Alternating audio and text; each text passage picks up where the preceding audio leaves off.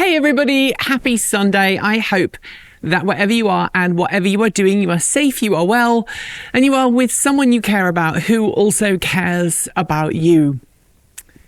I'm in a different position today. It's just because the truck that I normally put the camera on the back of is currently behind you right now. We're getting ready to film some chase shots. This is the only day this week where it's not going to be chucking it down with rain, and so it really is the only day when we can safely film roller shots without worrying about the camera falling apart. So yeah, you're gonna get to see my slightly untidy greenhouse and the trailers and the tyres. But actually, there is a good thing about the tyres being there, and that is the topic of today's Sunday Musing. Now, as some of you may know, it was my birthday on Saturday last week. So I was born on the 1st of November. So I always used to, growing up, I always used to see everyone running around doing trick-or-treating. I never did trick-or-treat as a kid, partly because I lived in the middle of nowhere and partly because our family just didn't do it. So I always used to kind of get excited about my birthday the next day. But this year, for the first time ever, I actually took a mini break from my birthday weekend. I had a lovely time. And I promise this is relevant to the Sunday Musing.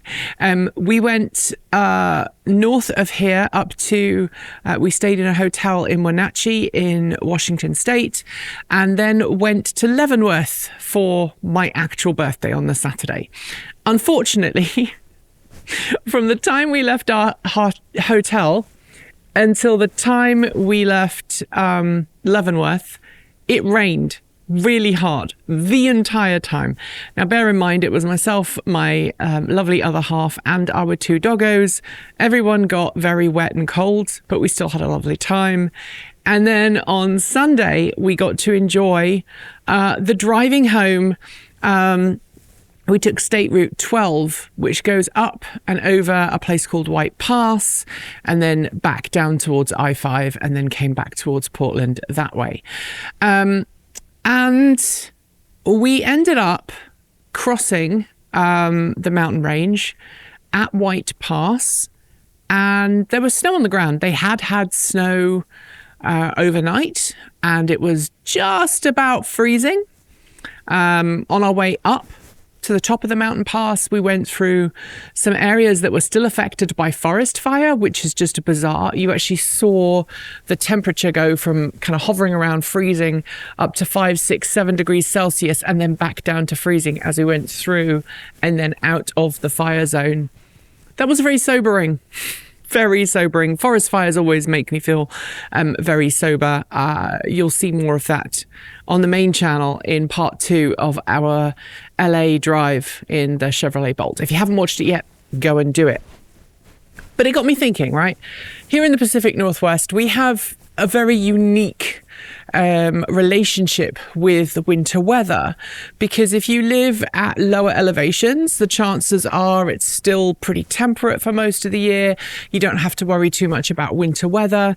But if you do have to handle those passes, you either have to contemplate traction tires or chains, and obviously if you have an EV, you don't necessarily have chains that you can put on your car. A lot of EVs are not compatible with chains, and so you end up getting tires that are capable of traveling in snow, but may not be kind of exclusively winter tires. Good example are actually the Nokian Remaji tires that we've got on the Bolt that the camera is currently propped up on top of. So today's Sunday Musing is, how do you prepare your EV for the winter season? I know people who have 2 sets of tyres and they swap their tyres out. That's what those are over there. They're actually summer tyres. The winter tyres are in our she shed, as my daughter used to call it, at the bottom of the garden. And we currently have, obviously, we also have Nokian NAT outposts on the truck right now, which again can be worn all year round, but they do have winter ratings so you can drive in the snow in them. And in the very little amount of snow and ice we encountered over the weekend, it was just fine. But I know that there are some other impacts that you have to think about as winter approaches, whether that's changing your charging habits.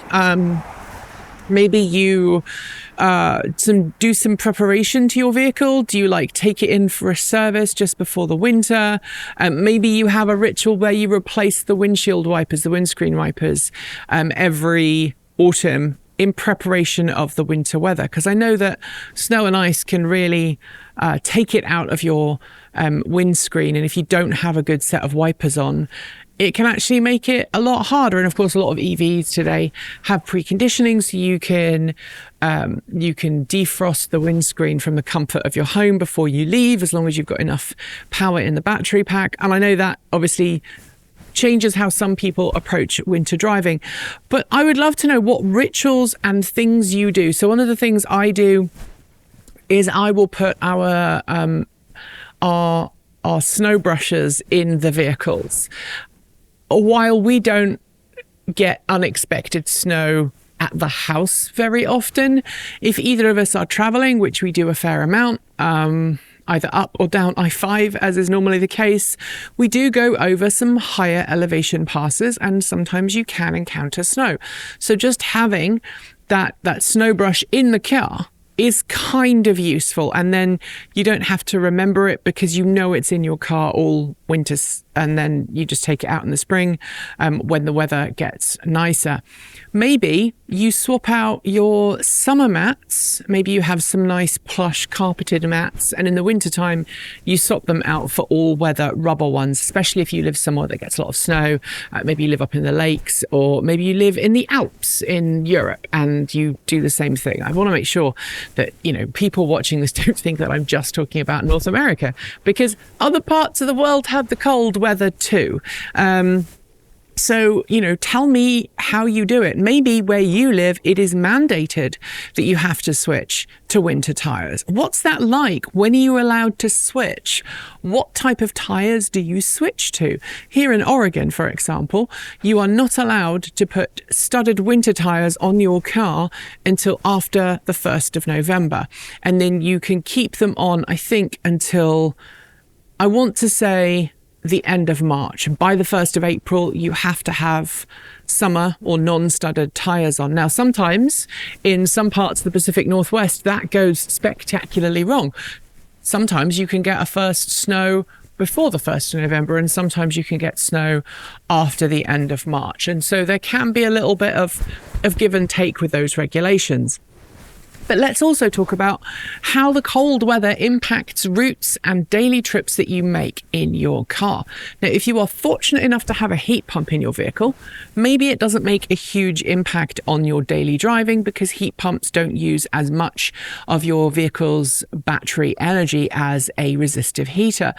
I have resistive heaters in both of my EVs. So the Chevrolet Bolt has a resistive heater in the winter, and the F-150 Lightning has a resistive heater too. The following year, I think they switched it to a heat pump, but I have a model without that heat pump heating element. So it does mean that range does get impacted in the winter.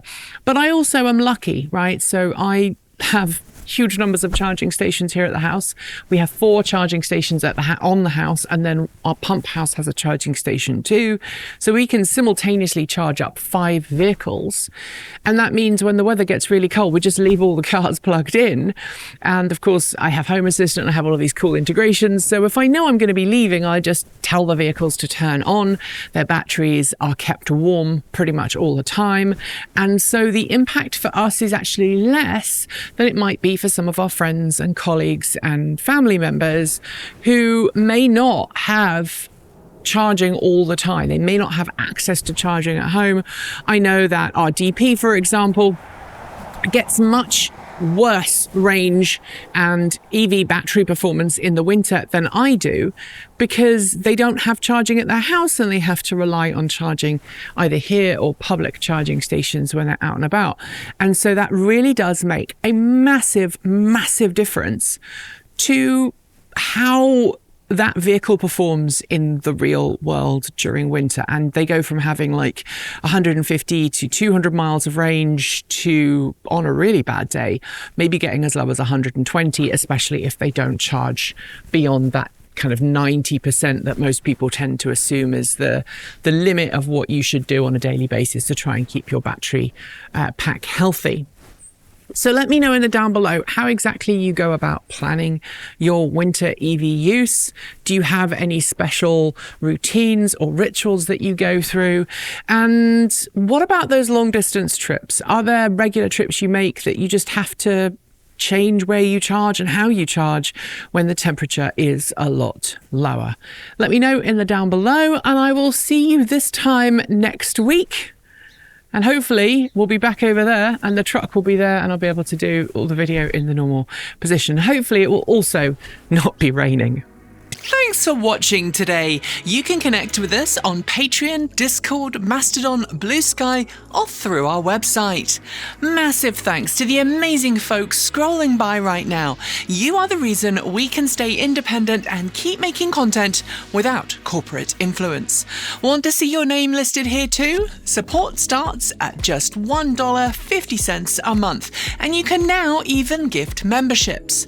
And of course, a massive welcome to our newest members: Adam B, Andrew Brown, Tiara Graves, Philip Jackson, Dieter Mulhop, Noor Naif, Annie Onimus, Todd Plenis, Barus Sharati, Andrei Starsky, Ralph Stultz, Richard Teague, Triple A He They, Lisa Vargi, Vicky Morales, Magpie Motors, and Travis Whitman.